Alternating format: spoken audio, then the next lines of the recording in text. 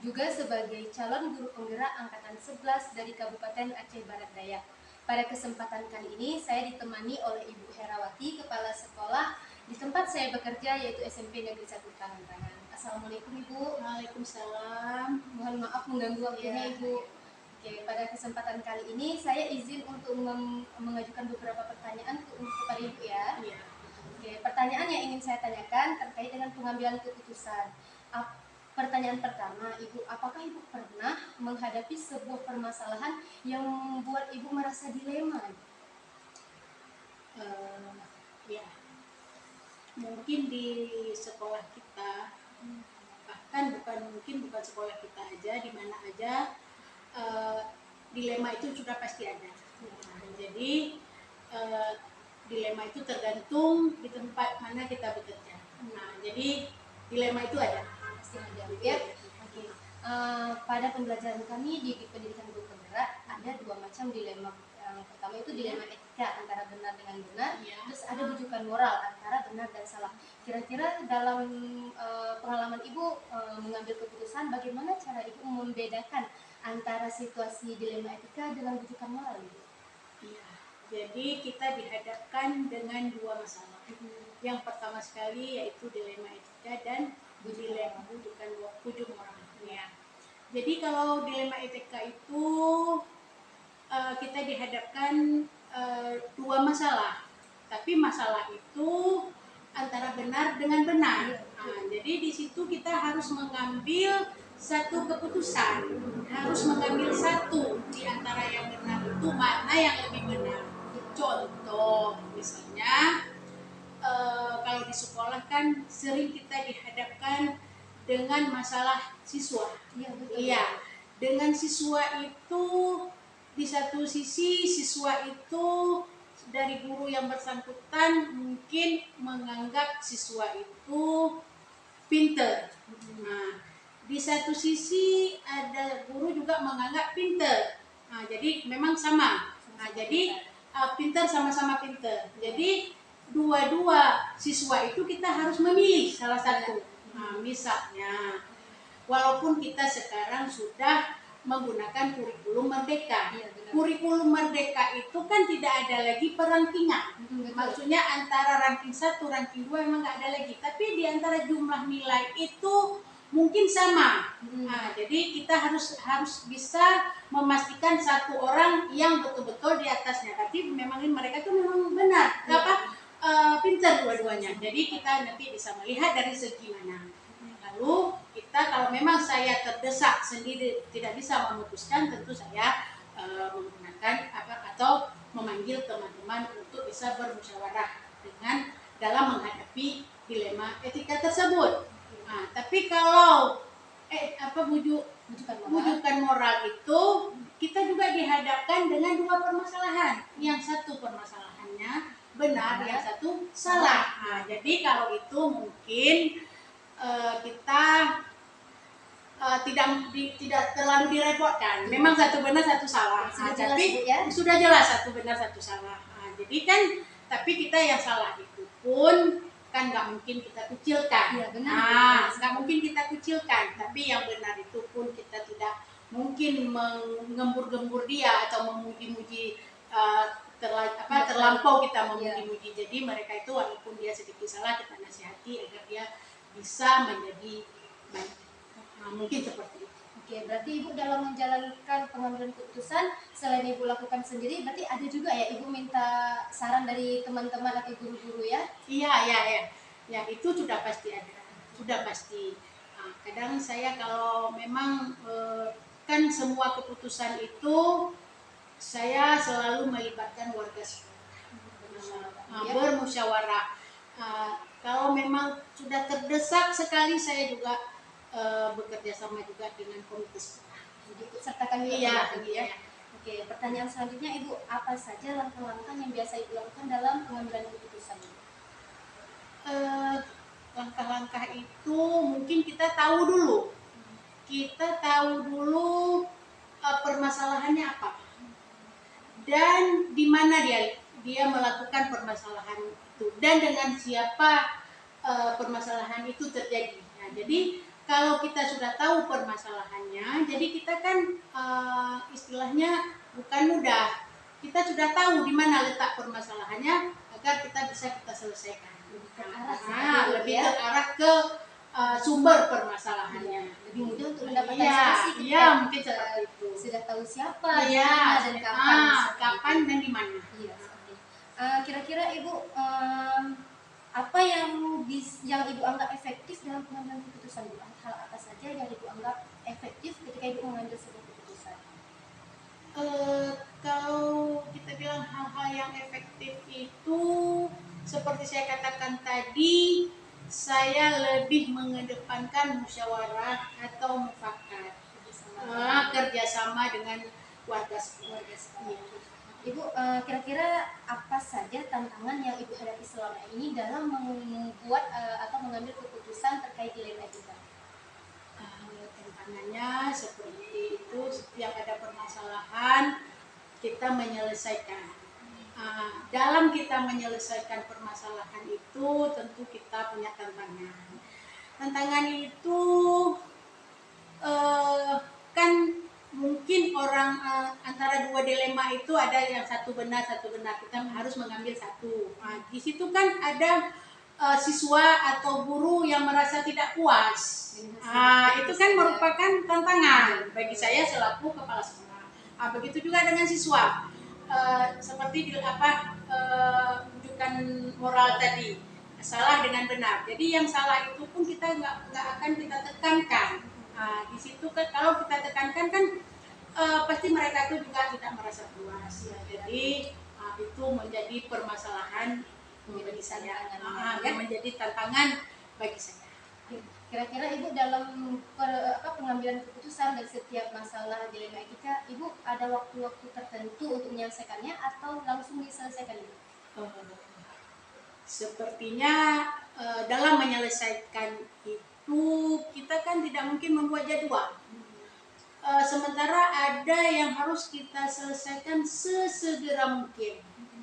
Tergantung permasalahan yang kita hadapi. Kalau memang permasalahan itu memang harus kita selesaikan, kita kan nggak boleh menunggu besok juga. Jadi kan mereka menganggap kita tidak becus dalam menyelesaikan permasalahan itu, berarti tidak terjadwal.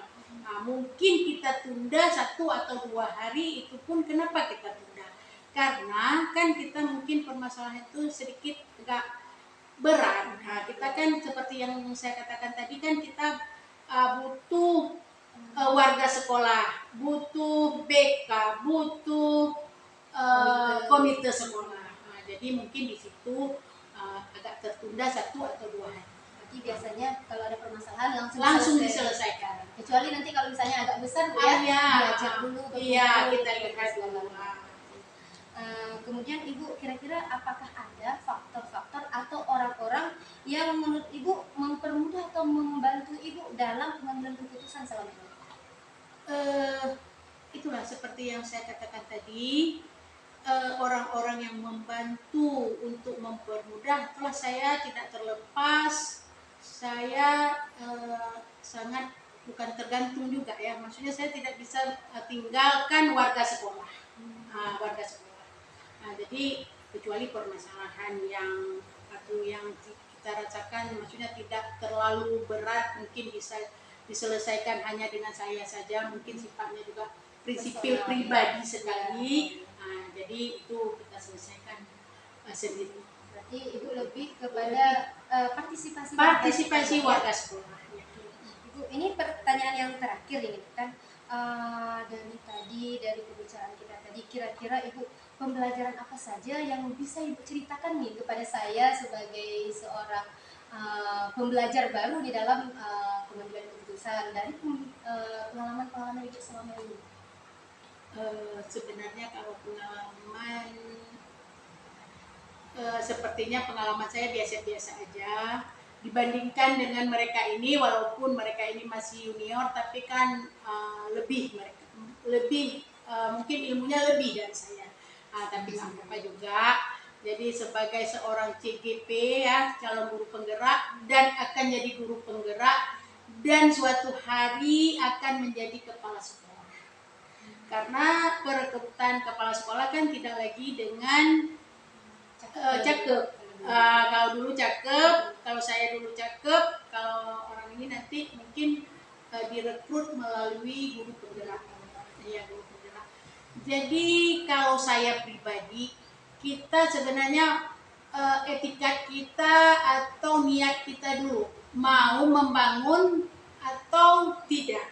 Iya, karena kepala sekolah itu kan mereka kadang-kadang kan di dalam masyarakat kepala sekolah itu dianggap orang yang super, orang yang mengelola uang bos banyak, kan? Tingginya, ya. Iya, jadi kan masyarakat menganggap seperti itu. Jadi sebenarnya ia juga mengelola uang bos, tapi kan uang bos itu kan nggak bisa kita ngambil sesuka hati kita. Jangankan kita ambil, kita salah dalam perencanaan, dalam pelaksanaan itu udah resiko nanti ya. Nah, jadi kita maunya dulu, kalau ada mau pasti niat kita kayak mana, mau mencerdaskan anak bangsa dan mau mengelola lebih lagi. Itu aja mungkin dari saya. Berarti dari niat dulu ya. Dari niat dulu. Niat dulu, Iya. kalau untuk jadi guru penggerak atau kepala sekolah atau kepala harus sekolah siap membangun, ya. itu ya siap membangun. Itu Itu aja. Anggap saja sekolah ini yang kita bina ini anak-anak kita, anak-anak kandung kita. Nah, jadi kalau di situ pasti kita menyatu kayaknya kita antara batin kita dengan batin guru atau dengan batin siswa itu kayak menyatu. Kalau udah menyatu tuh kayak udah mudah. Oke, luar biasa sekali Ibu untuk penjelasan dan pembelajaran yang sudah Ibu sampaikan kepada saya.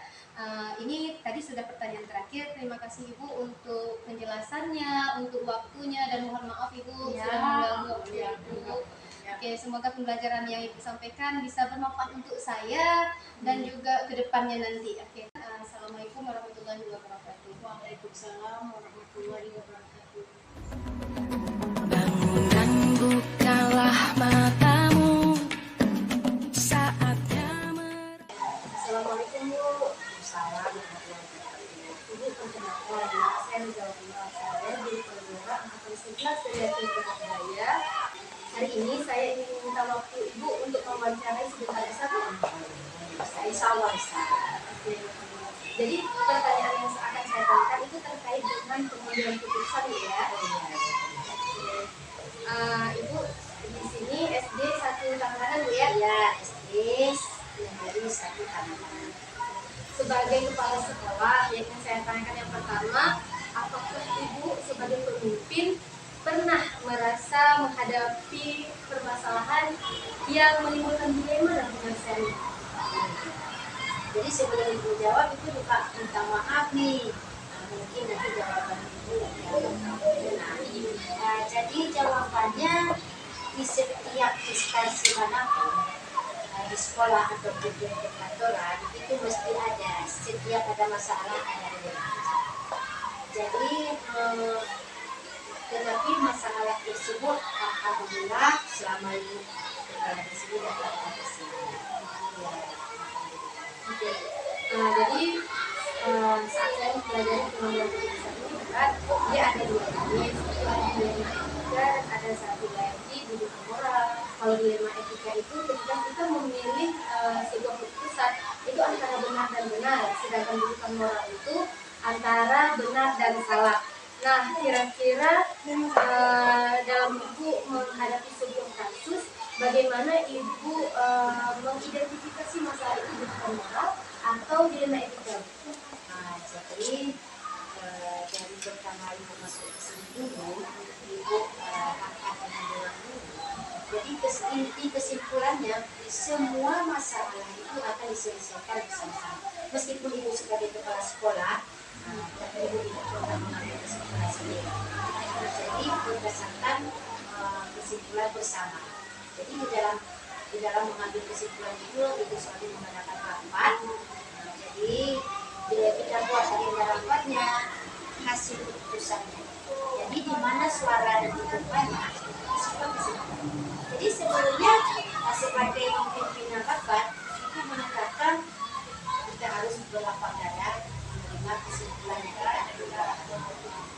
Jadi dilema moral atau dilema etika itu mesti ada. Tapi dengan cara-cara kita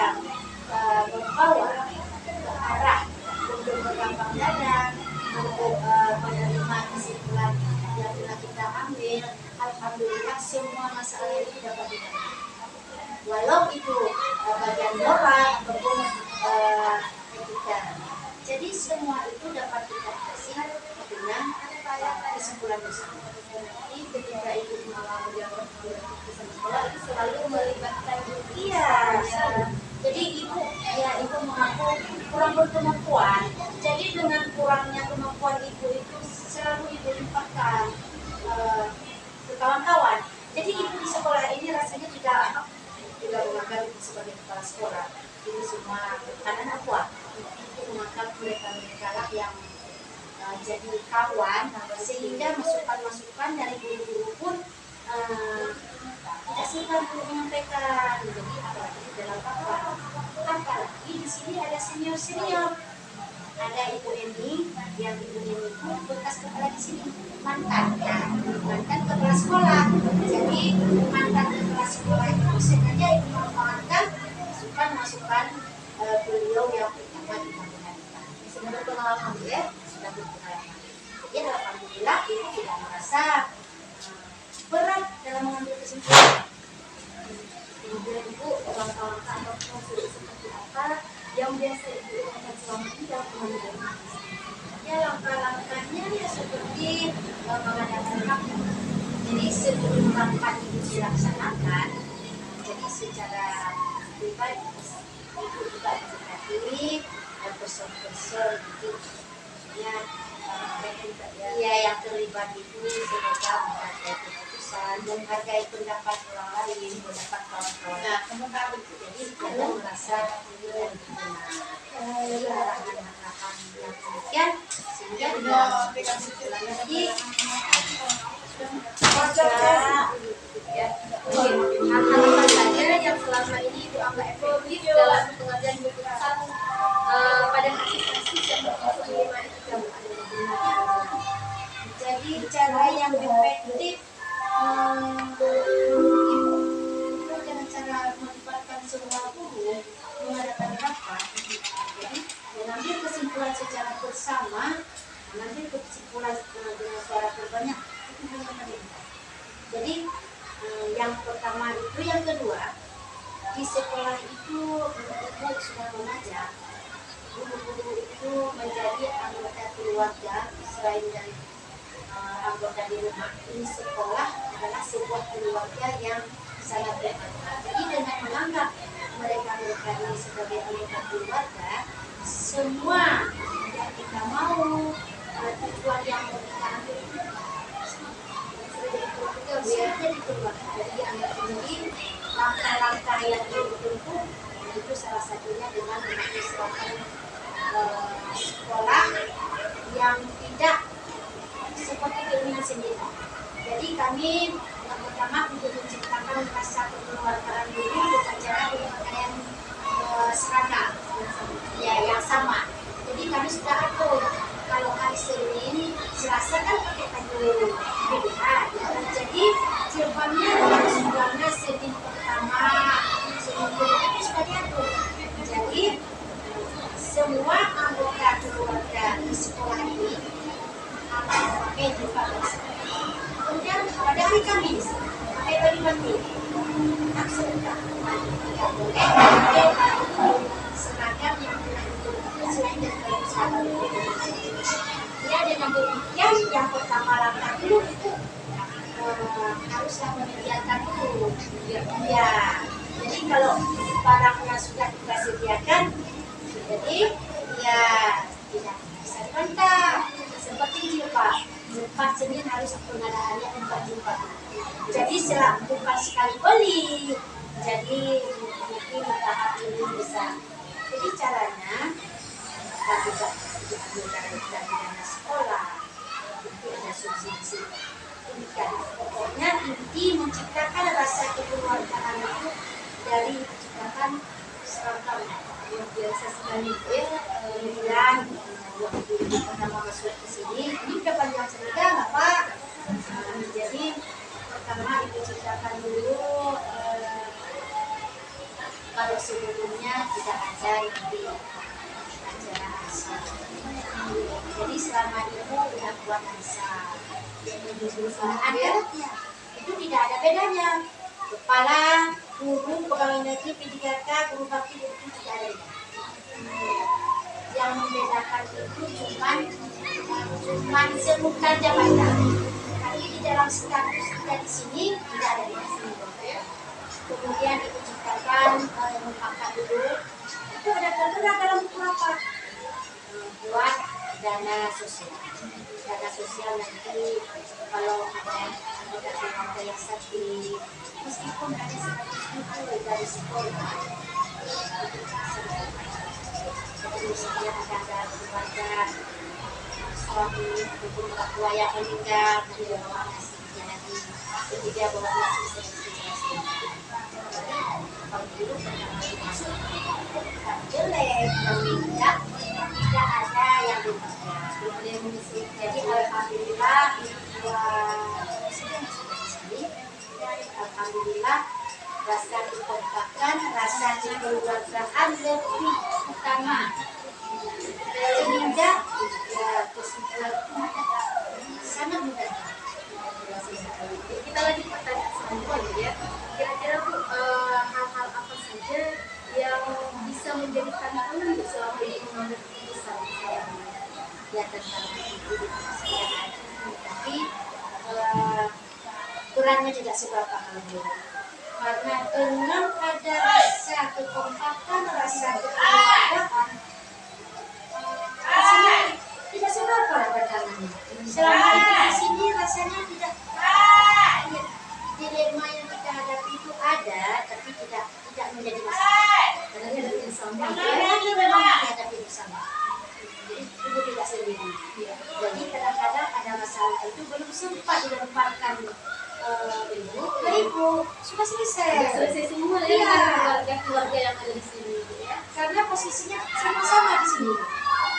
Tidak ada yang membedakan sekolah sekolah, guru pegawainya, guru senior, tidak. Di sini. Termasuk pengawas memberi artis sekolah kami bahwa di sini tidak membedakan tentang status dan biasa sekali ya. Malah lebih kami utamakan dari segi sosial, dari segi maksudnya yang menunjang lebih ekonomi sedikit ada berubah. Itu selalu arahkan diri hormati, hargai guru kami karena Pertanyaan selanjutnya Bu ya, apakah itu punya jadwal tertentu dalam penyelesaian kasus dilema etika? Apabila langsung diselesaikan di tempat atau punya jadwal tersendiri? kalau menurut kami jadwal tersendiri tidak tersusun. Cuma yang disusun itu tentang rapat-rapat rutin, membahas nanti anggaran, membahas nanti masalah perkembangan yang akan kita teruskan. Tapi kalau masalah-masalah tersebut tidak ada jadwal.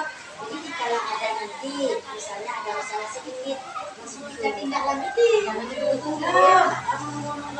Jadi nanti kalau pas sekarang tinggal kita WA di grup. Jadi mohon nanti sebentar kita duduk bersama. Kadang-kadang tidak sebutan dengan rapat. Jadi nanti setelah pulang sekolah kita duduk sebentar ya. Nanti setelah ya. Jadi misalnya ada masalah nanti kita panggil kadang-kadang berhenti segera. Jadi tidak ada istilah tunda-tunda untuk menyelesaikan masalah. Biasa ya. Kira-kira Ibu faktor apa saja atau ada orang-orang tertentu yang selama ini mempermudah atau membantu Ibu dalam Ya ada. Jadi seperti bilang tadi sekolah kami ada senior yang dulu mantan kepala sekolah. Memang sebelum ibu beliau yang menjabat. Tapi alhamdulillah kadang-kadang ada orang bilang kalau ada antar sekolah di situ itu menjadi masalah. Bagi ibu masalahnya sangat mudah lah. memberikan Jadi dengan adanya beliau, jadi ibu rasanya tinggal terima beres. Jadi di dalam rapat ibu tinggal mengarahkan pada guru-guru. Jadi pendapat dari senior kita itu yang utama kita tanggapi. Mohon maaf dulu karena mereka beliau sebagai orang tua dan mantan kepala sekolah, beliau lebih mengetahui apa yang mesti kita laksanakan. Jadi orang yang memang selain dari kepala sekolah ada juga dalam yang tua di sini. Nah, ya, jadi orang tua ya sudah wajarnya kita anggap mereka sebagai senior memang yang memberi tanggapan Ya. Oke, Ibu, ini mungkin pertanyaan terakhir ya. Dari semua hal yang telah disampaikan, pembelajaran apa saja yang dapat Ibu petik dari pengalaman Ibu dalam mengambil keputusan di level tersebut? Kalau menurut Ibu ini memang rekayasa. Pelajaran yang paling berharga yang pertama sekali adalah rasa kekeluargaan, kekompakan, kebersamaan itu ya. Jadi dengan kekompakan, kebersamaan dan semua masalah kita selesaikan secara bersama, itu hal yang paling berharga. Jadi Ibu merasakan betapa kebersamaan itu yang paling berharga. Dengan kebersamaan itu banyak masalah-masalah Iya, tidak jadi masalah. Selama Ibu belum ada masalah yang harus diketahui oleh keluarga.